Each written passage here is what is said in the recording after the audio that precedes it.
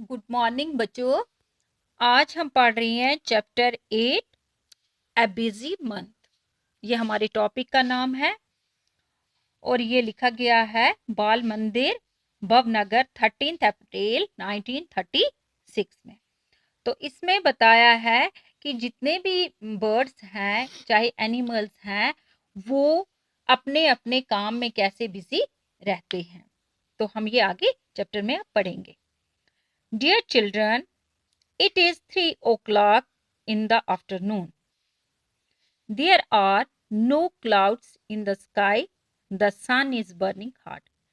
बच्चों, ये दोपहर का समय है, यानी कि 3 बजे हुए थे, तो दोपहर का समय था।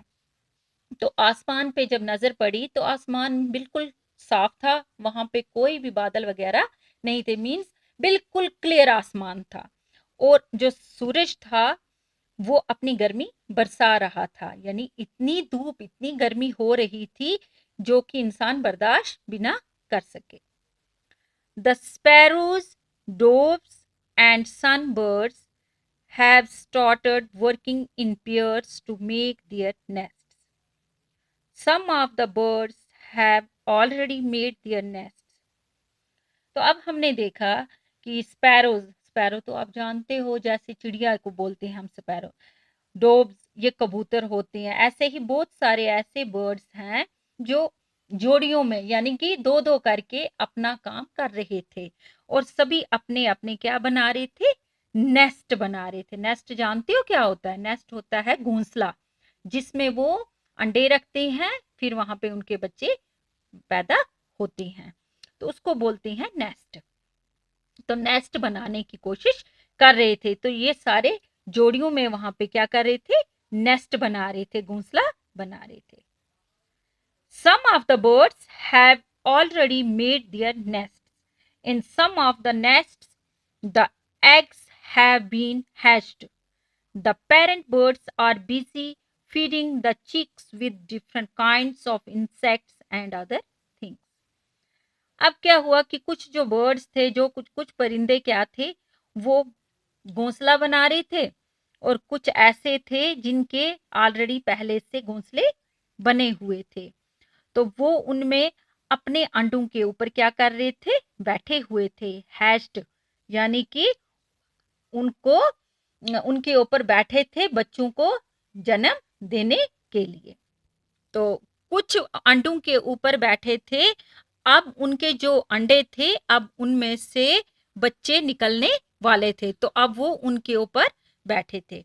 और जो पेरेंट बर्ड्स थे कुछ बिजी थे किसमें, अपने छोटे छोटे चूजों को खाना खिलाने में। तो इसी तरह से बहुत सारे किस्म के जितने भी इंसेक्ट्स थे, कीड़े मकोड़े थे, ये सब सारे ये काम कर रहे थे। तो ये different kinds of insects and other things.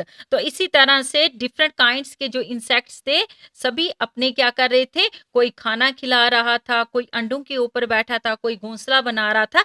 तो ये डिफरेंट डिफरेंट काम्स में अपने लगे हुए थे।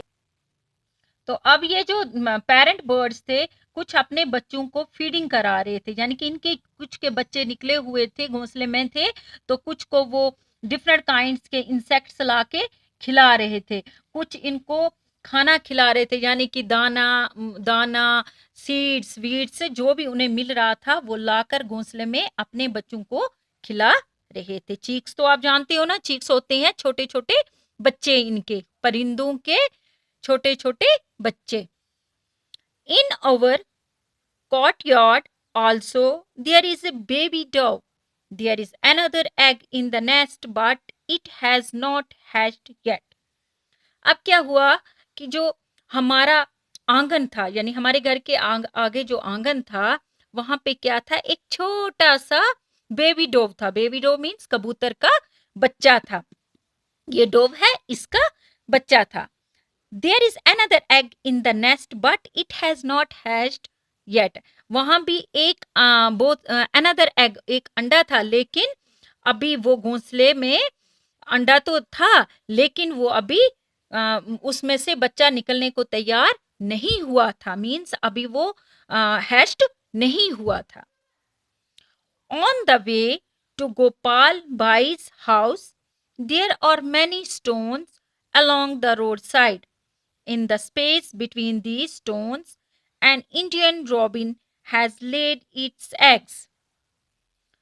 अब क्या हुआ कि रास्ते में गोपाल भाई हाउस के जाते जाते जब रास्ते में क्या हुआ कि वहां पे बहुत सारे क्या थे, स्टोन्स थे। स्टोन्स होता है छोटे मोटे पत्थर्स। कहाँ थे? रोड की साइड पे थे। तो वहां पे उन पत्थरों के बीच में क्या देखा कि जो ये स्टोन्स थे, जो ये पत्थर थे, इनके बीच में एक स्पेस थी, जगह बची हुई थी। और वहां पे इन्होंने देखा कि एक इंडियन रॉबिन जो है उसने क्या डाले हैं? अंडे डाले हैं। ये है इंडियन रॉबिन। पता नहीं इसको ऐसे तो इंडियन रॉबिन कहते हैं, कश्मीरी में मुझे पता नहीं कि इसको क्या कहते हैं। तो robin has lead it's eggs, तो इस बर्ड ने क्या किया था? इन पत्थरों के स्पेस में क्या डाले थे? अंडे डाले थे।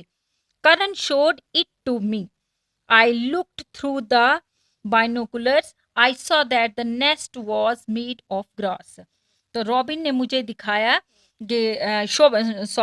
करण ने मुझे दिखाया कि देखो ये जो स्टोन्स हैं इनके बीच में क्या है? बर्ड ने क्या डाले हैं? अंडे डाले हैं। तो उसने दिखाया, आई लुक्ड थ्रू द बाइक्नोलर्स, मैंने बाइक्नोलर्स से यानी दूरबीन से मैंने इसे देखा। और जो मैंने देखा कि नेस्ट जो था वो किसका बना हुआ था? घास का बना था। तो बच्चों आपका ये काम है कि आप बाहर निकला करो, देखा करो कि आपके घर पे भी कुछ ऐसे बर्ड्स होंगे जो नेस्ट बनाते होंगे। देखा करो ये नेस्ट किसके बनते हैं, कैसे बनाते हैं, कैसे ये अपनी चोंच में तिनका उठा के लाते हैं और फिर उसमें क्या क्या मटेरियल यूज करके ये अपना नेस्ट तैयार करते हैं। तो आज हम इतना ही पढ़ेंगे, कल हम इससे आगे चैप्टर पढ़ेंगे। Okay, thank you.